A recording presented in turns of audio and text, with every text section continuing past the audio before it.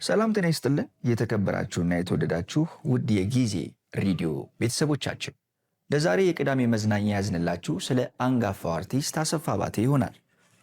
አሰፋ ባተ በ1927 ዓ.ም በወሎ ክፍለ ሀገር ወሎ ጉባ ላፍቶ የተወለደ ሲሆን በትውልድ ስፍራው አዝማሪነት በዘር ውስጥ የሚተላለፍ ሙያ የነበረ ቢሆንም ወላጅ አባቱ በልጅነቱ በሞት በመለየታቸው ወላጅ እናቱ የአባትና አያቶቹን ሙያ እንዲማር ወልዲያ የሚገኙትንና የደጃዝማች አያሌው ብሩ ቤተኛና የግል አዝማሪ የነበሩትን አጎቱን ቀኛዝማች ተሾመ ክብረትን መረጡለት። ቀኛዝማች ተሾመም መሳፍንቱና መኳንንቱን በሚያጫውቱበት ሁሉ አሰፋ ባተን በማስከተል በትልልቅ ሰዎች ፊት እንዲዘፍን በማድረግ ቃኙት። ይህ ብቻ ሳይሆን በሹም ፊትና በአራዳ ፊት የሚዘፈነውን ቀን ቀን ከአደባባይ ላይ ከአጎቱ ጋር በመሆን የአራዳ ጨዋታን ደግሞ አመሻሽ ላይ ወልዲያ ከሚገኘው ጠጅ ቤቶች ቃረማቸው።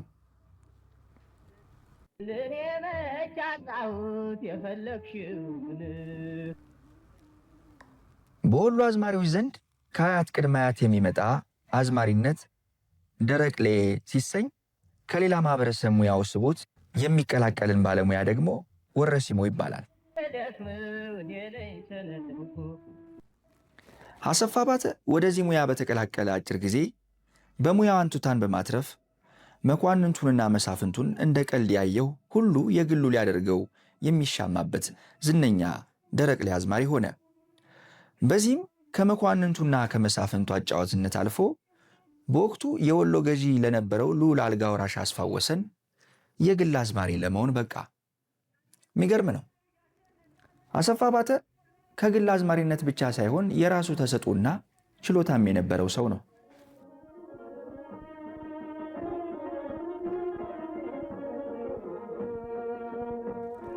በወቅቱ የዘመናዊ ሙዚቃ ኦርኬስትራ እንደ አዲስ አበባ ባሉ ትላልቅ ከተሞች ብቅ ብቅ ያለበት ጊዜ ቢሆንም በባህላዊ ሙዚቃ ቱባ ባህሉን ሳይለቅ ወደ ሀገር ፍቅር ማህበር የዘለቀው እንደና አሰፋ ባተ ባሉ ትላልቅ ሙያተኞች ነበር።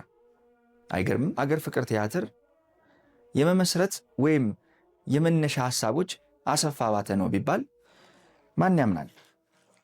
አሰፋ ባተ ከዶክተር ጥላሁን ገሰሰ በፊት የነበረ እንቁና አንጋፋ አንቱታን ያተረፈ በሙያው በሳል የሆነ እንዲሁም የሀገራችንን ሙዚቃ ስልት አንድ ደረጃ ከፍ ያደረገ ቆንጆ የሚባል አርቲስት ነው። በ1941 ዓ.ም በወቅቱ ዝነኛ ከነበሩት የሀገር ፍቅር የኪነ ጥበብ ባለሙያዎች ባሻ ተክለ ማርያም የሙዚቃ ትርኢት ለማቅረብ ወደ ደሴ ባቀኑበት ወቅት አሰፋ ባተን በተለያዩ መሸታ ቤቶች ላይ ሲጫወት ተመልክተው አድናቆታቸውን በመግለጽ ወደ አዲስ አበባ አብሯቸው እንዲጓዝና እንዲቀላቀላቸው ጠየቁት።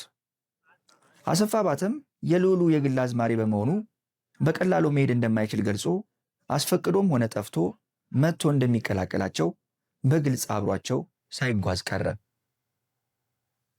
እዚህ ጋር ነው እንግዲህ የታሪኩ አንድ እርምጃ አሃዱ የሚለው።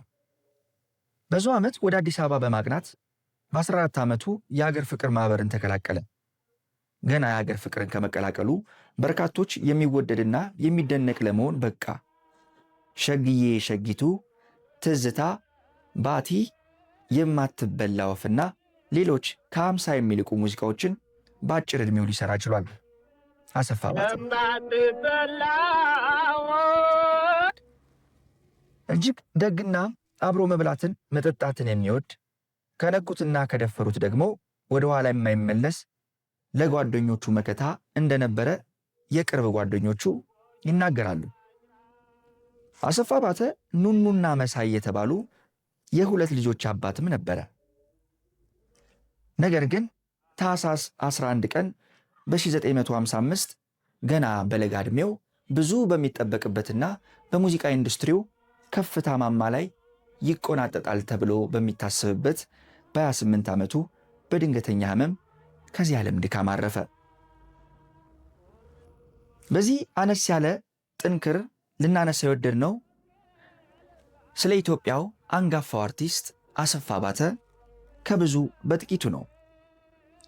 አሰፋ ባተ የኢትዮጵያን ባህላዊ ሙዚቃን ከዘመናዊ ኦርኬስትራ ጋር ለማያያዝ በነበረው ሽግግርና ሌሎች ኪነ ጥበባዊ ጉዳዮች ላይ ጉልህ አስተዋጽኦ ያበረከተ ታላቅ ባለሙያ ነው። እኛም ጊዜ ሬዲዮ በኢትዮጵያ የደመቀ ሙዚቃ ላይ ላበረከተው ገና ብዙ ሲጠበቅበት በአጭር በወጣት በለጋ ዕድሜው ላጣነው አሰፋ አባተ የሙያዊ አስተዋጽኦ ልባዊ ምስጋና ብን እነሆ በዚህ ቋጭን።